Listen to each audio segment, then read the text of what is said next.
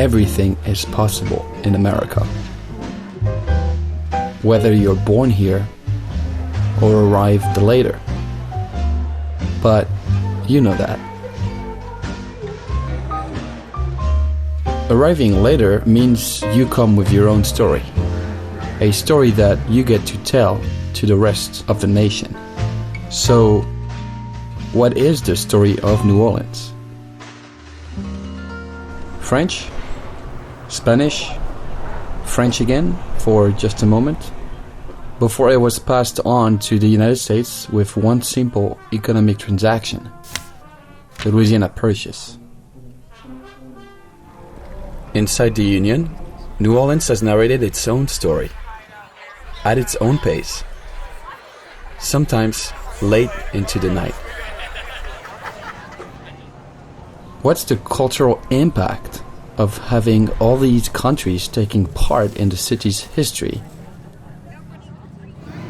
New Orleans is a unique place in the American landscape. Where does that come from? And how does Lafayette fit into this narrative? That's what we're here to find out.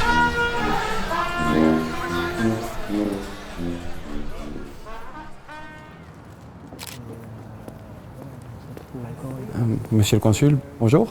Bonjour, bonjour Julien. Thank you so much for having us in your home. You're more than welcome, bienvenue. Could you please introduce yourself? I am Rodolphe Sambou, the Consul General of France in Louisiana. This is the eldest consulate in the United States and the only one covering only one state. Why is the consulate located in New Orleans, which is like very clearly to the southeast of the state, as opposed to the capital, Baton Rouge? It reflects the importance of the relation between France and Louisiana. For a long time, the capital was New Orleans, and it stayed New Orleans. So when it moved to Baton Rouge, we decided to stay here to preserve this heritage. When I first came to New Orleans, I was mesmerized. In a way, it was close to my heart. It felt like I was at home, but in a way, it's also very distant. You know, geographically from Europe, it's really far.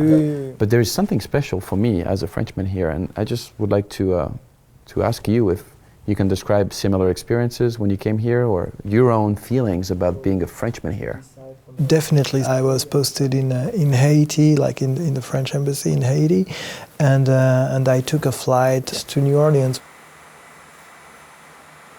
And I arrive in the French Quarter, I hear magic musicians playing in the streets.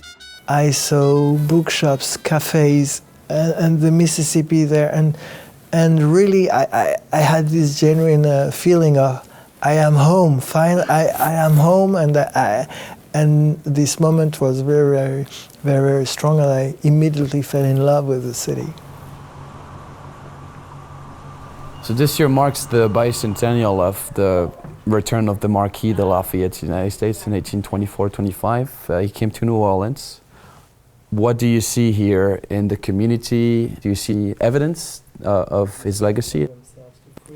Yes, of course. When Lafayette came, it really helped gathering. It was a momentum to gather people together. And you could see people you had French people, people from French descent, people from Creole descent as well, here cheering and welcoming Lafayette. There were huge celebrations, huge parties, and it was something very important for the unity of Louisiana, for the unity of the city, and for gathering people together at a time where the city was questioning about what it was and about what it meant to be together and live as a community with those different origins. So it was really important for the city. And you can see names of Lafayette everywhere. You have a Lafayette Square now today in front of the Gallier Hall. So there are a lot of names and a lot of reminiscence of Lafayette presence here. A square, a street, a city, even part of the University Medical Center is located on land that Lafayette once had claims on. People think that Lafayette just visited New Orleans in 1825 and that's it. But he actually had a decades-long conversation going about becoming a landowner around here. It was around the time of the Louisiana Purchase, when Jefferson was concerned about the assimilation of the French population into the American nation, and he thought Lafayette would be the best bridge to mediate between these two cultures and serve the national interest. So, an act of Congress aimed to give Lafayette land and encourage him to relocate to New Orleans. But he decided to stay in Europe, primarily to fight for freedom there, convinced that the US no longer needed him. Because Louisiana was once French and Spanish, many people had competing claims over the same land, and the matter dragged on, for the most part beyond Lafayette's lifetime, leaving behind a rich trail of maps, surveys, and patents that continue to document this part of Lafayette's life. Maps are central in the story of New Orleans, not just for Lafayette. As the city grew following the Louisiana Purchase, new surveys of its evolving geography were conducted to account for any changes in its footprint. Perhaps the most famous one ever conducted was the one made by surveyor Jacques Tannès in 1817.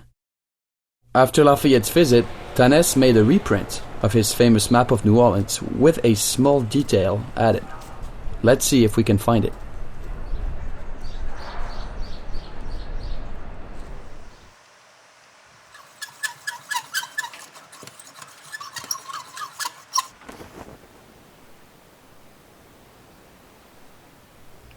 So down here, you can see where Tannès inserted a depiction of the triumphal arch that was erected for Lafayette's visit. That's pretty cool.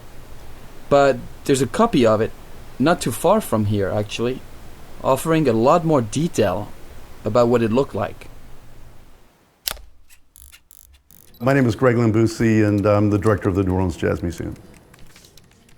So Greg, we're looking for anything you may have in your collections that could help us give some color as to what this arch erected in the Place d'Armes looked like. Record booth 37. Where is that? Up there?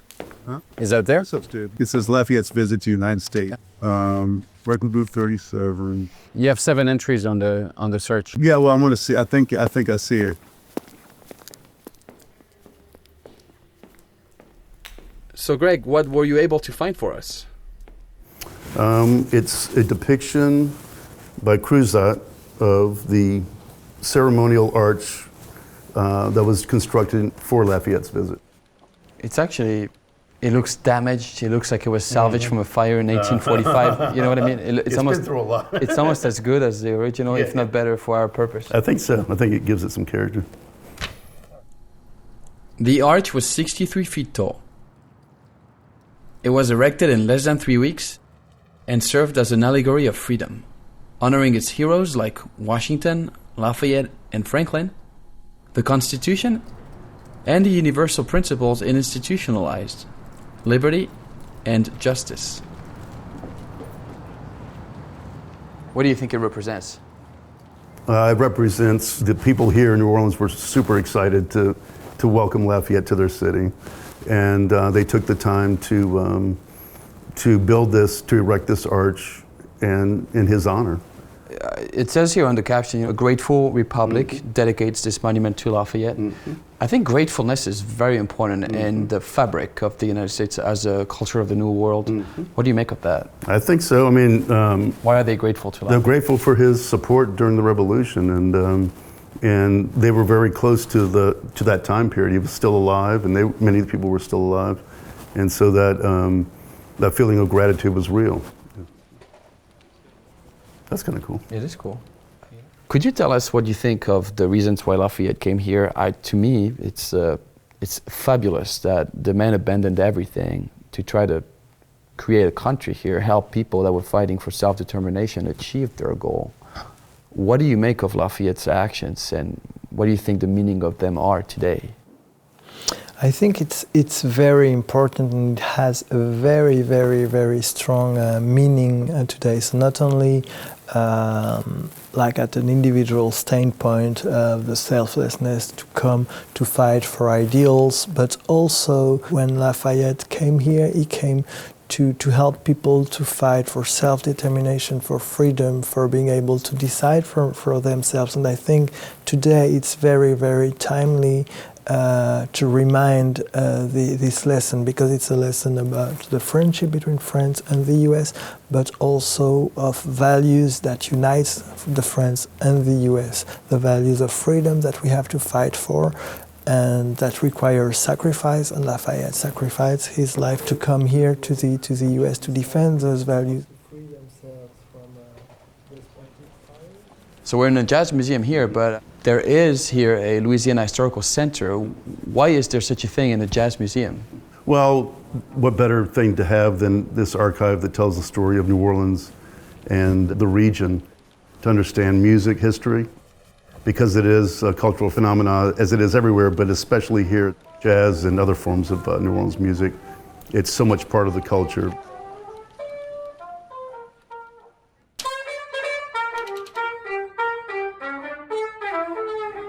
Hi, my name is Mark Bro from right here in New Orleans, Louisiana. Well, here at Preservation Hall, the meaning is to preserve, protect, perpetuate our musical traditions here in New Orleans, which are just part of the fiber of our culture and our community. You know, just about every aspect of our everyday lives here in New Orleans involves music. And that's why music is so important to us.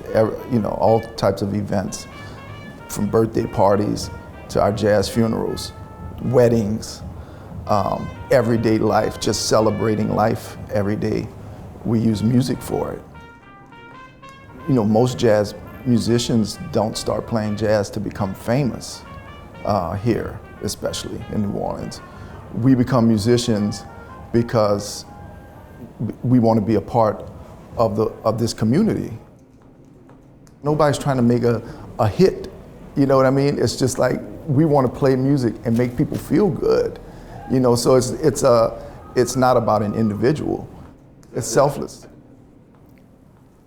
Coming from France, I think of jazz as an American form of music, but more so I think of jazz as being born right here in New Orleans. Why here? Like, why not in Nashville or Charleston? Why here in New Orleans? Well, New Orleans was a very special place because of Congo Square. The slaves were free to express themselves in Congo Square on a Sunday. So when they were free to express themselves, this brilliant art just began to be created. Out of this adversity came the blues and just a creative spirit.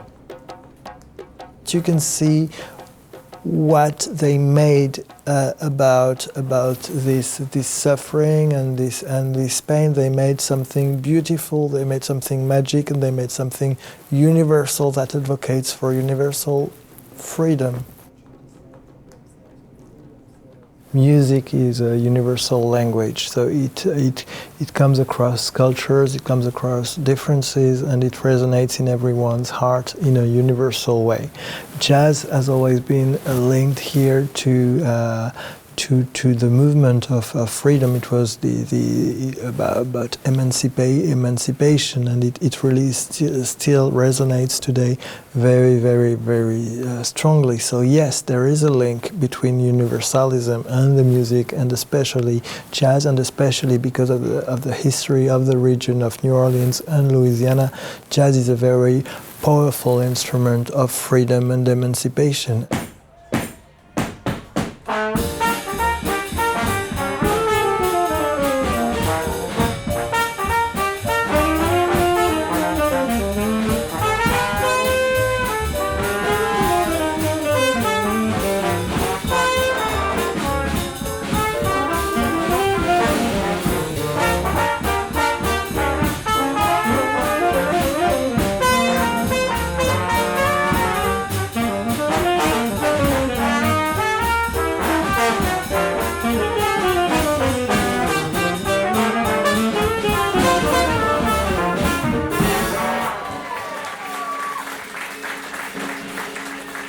to have chaos, you have to have order.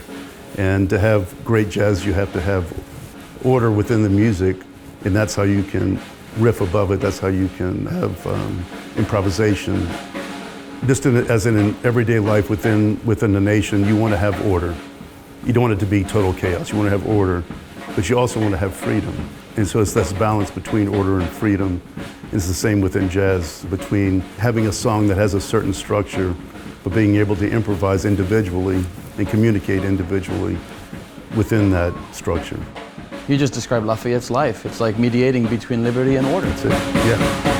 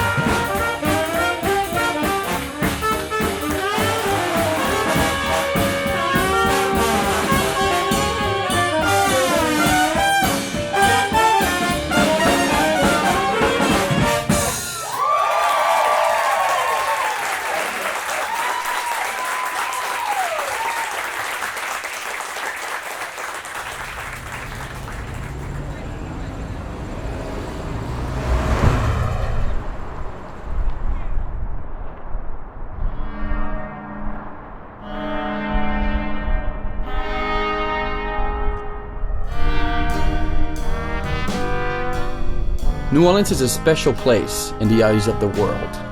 It has a story to tell, a very American one. A story grounded in history, music, food, and art. There is a joie de vivre in New Orleans that makes every Frenchman feel at home here. New Orleans never really goes to sleep. I doubt it did when Lafayette was here either. So perhaps this is how New Orleans keeps honoring Lafayette, by staying true to what it's always been, a place bigger than life, eager to celebrate day and night.